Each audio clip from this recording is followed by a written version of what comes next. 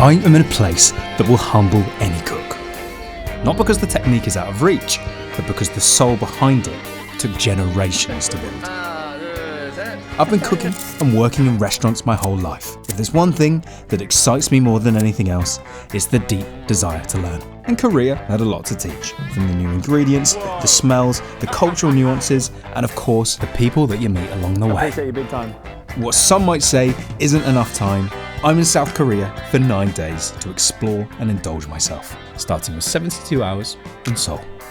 In this episode, I'm joined by 3 incredible individuals in the Korean food space. First, the Dirty Korean, a local who knows these streets in a way that tourists never will. He runs 2 restaurants in the heart of Seoul, one a little fancy and one a little more casual. And boy oh boy, is he a character to be around. Then, Jaekwang Baek. His cooking feeds the soul, and so does his energy. You'll understand exactly what I mean. Cheers, and mate. Tina, better known as Doobydobap, one of the most trusted Korean food voices in the world, a Korean American and a food science graduate who learned to cook by calling her grandma long distance from boarding school. So without further ado, welcome to episode 1, starting in the heart of it all. Hello, mate. Come on in. Staying in a hanok, which is a traditional Korean house design. It's been very much modernised, but mate, how lush. Right, shall we explore? First time in Seoul, first time in a Korea full stop. Gonna have an absolute ball. Got loads planned for the first day ahead, so busy day. Let's get it. Now, few countries have captured the world's attention as of late quite like Korea. The music, the TV, the film, and right alongside of it all, the food. Nearly 1 million food establishments, over 100,000 coffee shops, 42 Michelin stars in Seoul alone. The scene here is so dense. It's a little fierce, and only the best of the best survive, which honestly makes it one heck of a place to eat. Yeah, the cannelés look dope. The little madeleines look good.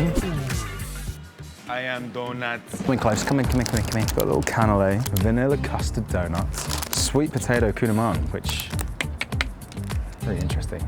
Should we take these to when you? Should we take this to the coffee shop? It's beautiful. Oh, custard. Oh my god. But my god, that is delicious. Thank you so much. It's really kind. Thank you. Bakery tick, cafe tick, but I reckon when you're on holiday, whether it's caffeine, cocktails or calories, your allowances are at least doubled, and we've got a lot to see. This is Yonhun Roastery, which sits quietly in the Cheongno neighbourhood, a small, beautifully considered space run by a wonderful couple who clearly care about what they're doing. This was my first encounter with mugwort. It's earthy, slightly bitter, and kinda like matcha, but kinda not. But the real home run here, a fig and cream cheese financier that shut me up for at least a brief moment. One of the best sweet treats that I've had in a good while. Are you kidding me? That's delicious. Okay, so heart rate significantly elevated, we're making our way out to Songsu.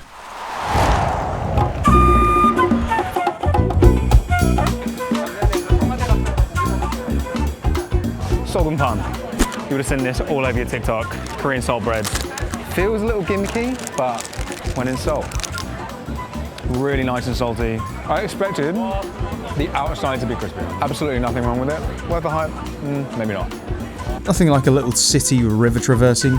Now time for a proper meal. So Korea may be known for many things, but the place we're going tonight is known for just one. Hot, steaming, fragrant, and often known as the stamina booster of Korean soups. So tonight for dinner, we've got Samgyetang, chicken soup, stuffed with rice, and adding some little ginseng root to it as well. First time having this, pretty intrigued. Got the black chicken, got the regular chicken as well, so keen to see the difference in taste between the two. Let's give it a crack. Oh, the rice is still so sticky. So it's glutinous rice. So earthy, that's great. Like the rice in the middle. Oh, that soup is absolutely delicious. Very creamy, almost like, you know how like congee and rice pudding just starts to kind of put that riciness back into the soup. So good. the rice with the kimchi. Oh, the kimchi is great. There's a little bit of the chicken, salt and pepper. Absolutely delicious. So fresh. Is it so good texturally? Okay, I need to do a little side by side between the black chicken and the regular chicken as well. Mate, look at that carcass. It is jet black. Wow, look at the colour of that. Salt and pepper. It's a different texture. The black chicken's actually a little drier. I wonder if it's a different breed. It is a bit like, it's a bit deeper in flavour though. Like it's a bit more, I would say the kind of chicken that I'm used to in Australia. That's my favourite. The lighter chicken. So Samgyetang is traditionally eaten on the hottest days of summer. Not as a comfort food, but as a cure. Iol chiol, meaning quite literally, fight heat with heat. The thinking is that the steaming bowl raises your core body temperature, and as you sweat it out, the body cools itself down. It's currently 4 degrees in Seoul, so maybe next time. But for now, I'll take your word for it. So stomach lined, stamina restored, and time to walk off some of this food, because tonight we're heading for dinner with someone I've been wanting to meet, and let's just say they know these streets better than most.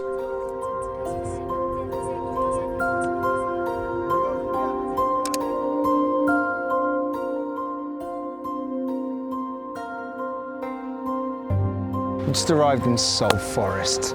We've absolutely nailed it timing-wise and managed to get some cherry blossom. Let's go and have a wander, shall we? So the full cherry blossom bloom lasts about 2 weeks, and at its peak, only 5 to 7 days, and then they're gone until the following year. So pretty fortunate timing to be witnessing this. My goodness, it's bloody beautiful.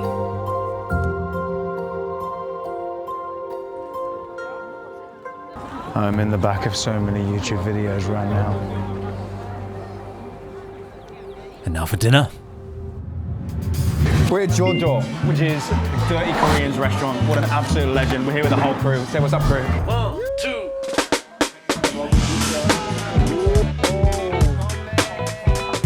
Oh my God. We've just said, like, just bring it out. And it is absolutely flying. This one. Something like that. All right, dig in. Yeah, that's right on my alley. That chicken is so fire! Oh my God. Every single dish just like is such a right hook. From sweet, salty, savoury, smoky barbecue chicken to a nasal tingling muscle pasta, Dirty Korean was not pulling his punches. Clear influences from all over the world, yet it still feels tight and considered. Like an artist who draws from everywhere, throws paint at the canvas, and somehow manages to land it with balance and precision. And turns out, he may have even taken some inspiration from our very own backyard. He's my boss before. You're kidding. Yeah, I'm sure. Small world, innit? Chef took me for a walkthrough of his new space. For what used to be an old Korean barbecue restaurant is now fitted out beautifully for his modern gukbap dining room. And where there's gukbap, there's a big old stock pot. For like overnight and whatnot. We spend 10 hours for the broth. So a little bit of a signature dish here. We've got gukbap. So we've got a rice version and we've got a noodle version as well. The pork is already absolutely glistening. Whoa! All right, soup. Noodles are unbelievable. Spicy, fragrant, a little bit coconutty, super porky and rich, but still nice and light. Unbelievable. Bailing me out. With the Hongdae hospitality on full display, it would have been rude to not repay the favour. It's time to roll up the sleeves, I reckon. Let me, chef. Okay, chef. Let me wash some dishes. Let me wash some dishes. All right, we're going. Backs, please. What are you saying, Korean? Backs. 지나가. 지나가. 지나가. Where are you going? 지나가.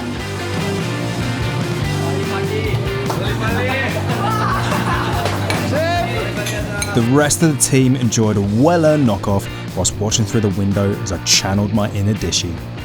I mean, well, I did offer. I feel like we're doing all right. How am I doing, chef? Brother, Dirty Korean, clean plates, and with the dishes done, the night was still young. I love you, bro. Me same. So baseball is the biggest domestic sport in Korea, and I've heard it gets rather lively. Can't say that I was expecting the dialed-in devotion of the fans. Each player has their very own song, and the fans did not hold back.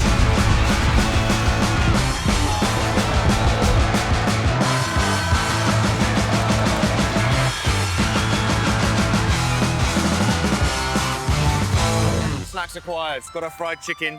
We're in for the spicy soy marinade. And they always serve fried chicken with this chicken radish pickles. Just provide a little bit of freshness, bit of sharpness just to cut through all that fat. Absolutely delicious. Not a bad way to refuel at the game, eh? They're like tiny little profiteroles. Got this little grape sorbet. Korean baseball snacks. Approved. All right, unfortunately the LG twins couldn't bring it home today, but I think we're all winners. Let's get it going. So I've got some street roasted chestnuts here. Interesting setup, pretty much a wok burner. Bit of a makeshift engine that's just turning everything, making sure everything's spinning. And then there's an exhaust fan that's just picking up all of that steam and then just blowing it straight onto the street. Really sweet, super wholesome and toasty. What a setup, how fun. We are about to dig into some lunch. Today we've got some Pyongyang mulnaengmyeon, which is one hell of a mouthful.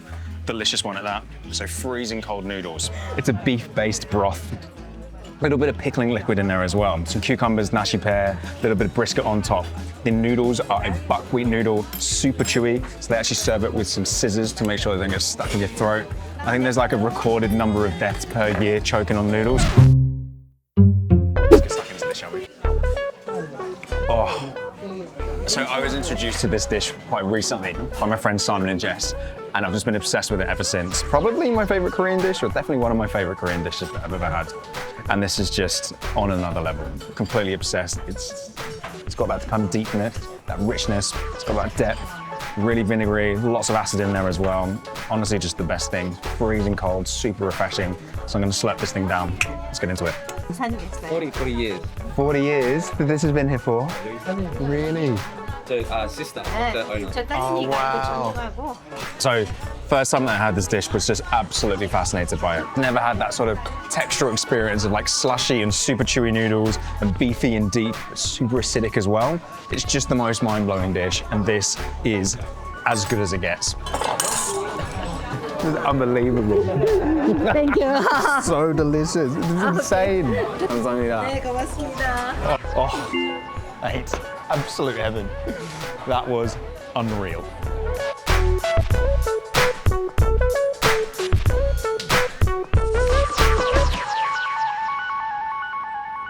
Now for a nice home-cooked meal. This is my mate Jaekwang Baek.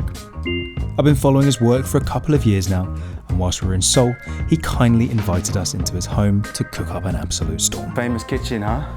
Welcome to the Jaekwang Studio and Kitchen.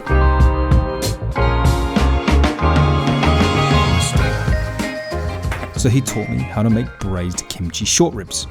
It's always super interesting to me to watch the creative process for other creators. And this is someone who knows their space very well.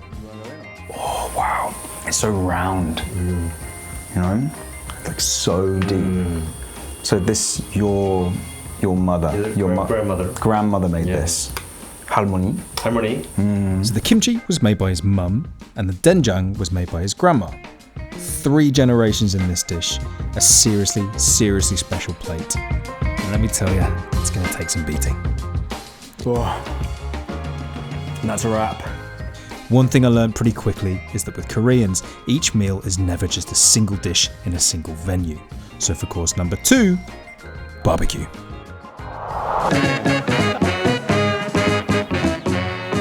Specifically pork barbecue, and a whole lot of it.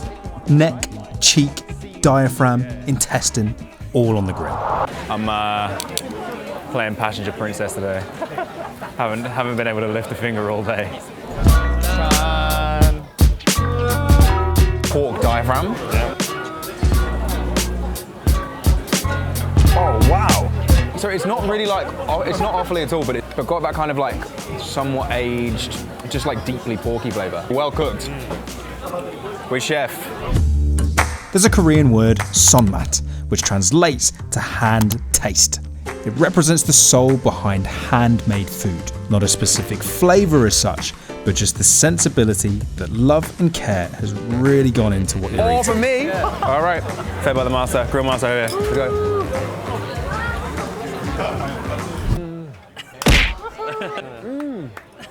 So when in Seoul, do as Jaekwang does.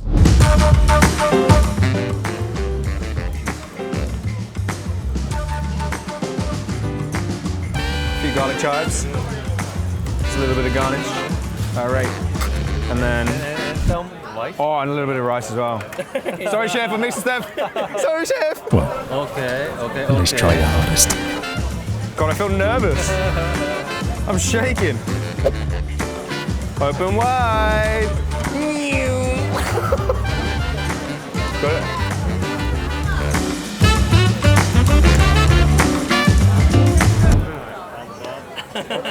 Pass the test. It just kept coming and coming, and honestly, no complaints. Various types of kimchi, different cuts of meat, and a platter of leaves and herbs. It was a choose-your-own-adventure kind of feast. I would get absolutely burnt by my people for saying this, but I think I prefer Korean chopsticks. Hey. Well, you gotta show me, like, Yeah. I can handle any other chopsticks, but my technique just fails here. The slightly flat chopsticks, I can't. Like, so you put your forefinger, Like it grooves in, so it doesn't spin. but you put your, It seems that barbecue doesn't exist in Seoul without a drink or 14, so one final round of the honey shot, which is half beer, half soju, before heading to dinner spot number 3. Just started tinkling outside a little bit, so we're moving to the next venue. Hojang matcha, aka red tenting. 막걸리 좋아요? Makgeolli is like a cloudy white wine. We've just been informed that it's very delicious with what they call cider, but is effectively like a lemonade. Makgeolli and cider. Okay.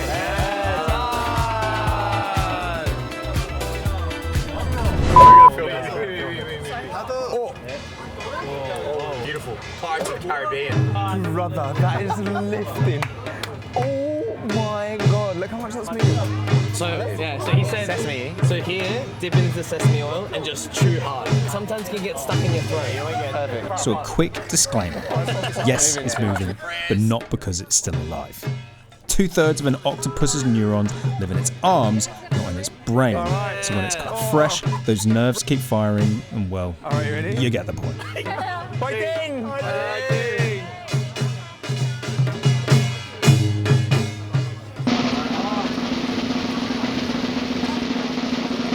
맛있어요. So, Isn't it? yeah. It's kind of like taco wasabi without the wasabi. Exactly right. Actually pretty good. But it's not slimy. It's like it's not. It's nowhere near as slimy. I just can't pick it up with chopsticks.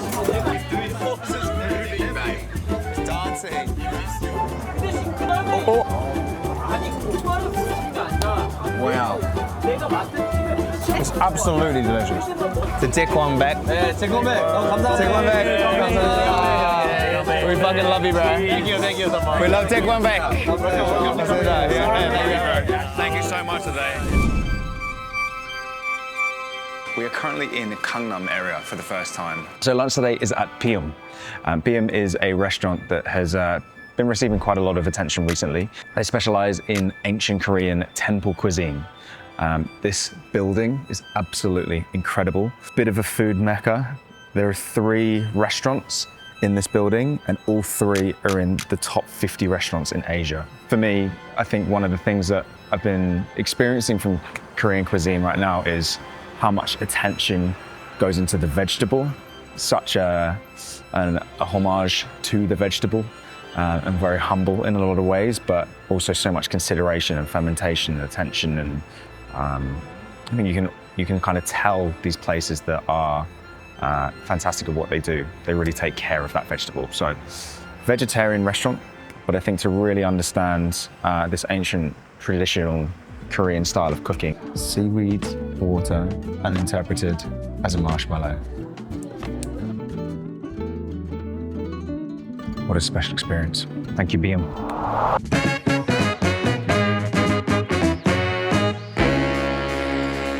So we're in a Korean Chinese restaurant, and this is Jaekwang. It's a black bean sauce, loads of onions through there as well, often served with pork, and then served over some wheat noodles as well. So nice and chewy, really big and bold. Kind of uses like a cornstarch slurry to thicken that out. All right, so this one here is 탕수육. I've never had this before. This is like a rice flour breaded pork that's been then deep fried and served with a sweet and sour sauce. It smelled just insane. So this one kind of caught me off guard.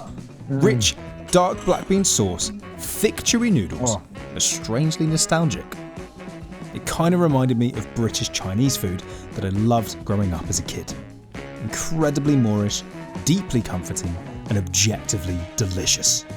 It's fascinating to see the influence of neighbouring countries on certain dishes and cooking styles while still trying to understand what the differences are. Of course, there's Korean cooking and then there's Chinese cooking, but this is Korean Chinese cooking.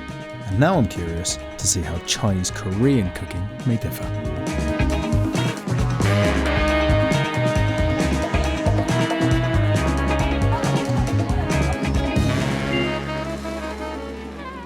Okay, we've just arrived to a new sort of area that we have not been before. Thumping.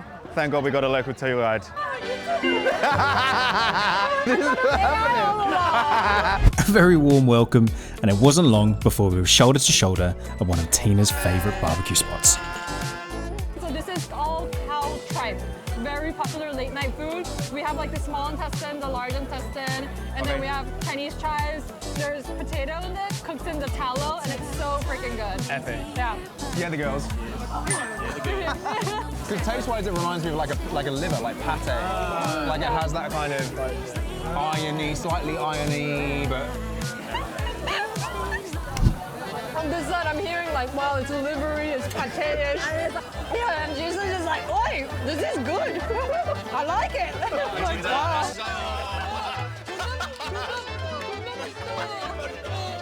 The Doobie experience was in full swing, and with our intestinal feast complete, it was time to learn a thing or two about Korean dessert, aka Doobydobap, which is Korean fried rice, and all the beef tallow and the fat that you get from the drippings from the intestine, you use that and mix rice like hella with kimchi and seaweed and all the leftover banchan from earlier. But that'll kind of change and develop over time. Like you want as you eat it, obviously you get the crispier bits towards the end and that and the other.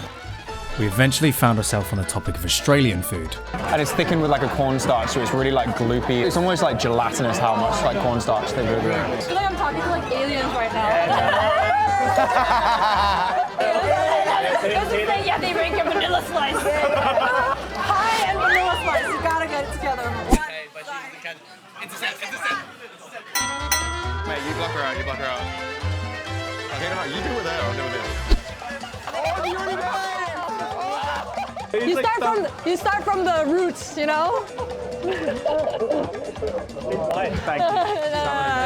Doobie Australia 2026 하겠습니다. 안녕 Doobies! I came to Seoul a total stranger. Not entirely sure what to expect, but nothing prepares you for the sheer scale of this place. It's dense, tall, and relentlessly fast. And then without a word of warning, you're dropped into something ancient, a temple, a hanok, a bowl of soup made the same way for centuries.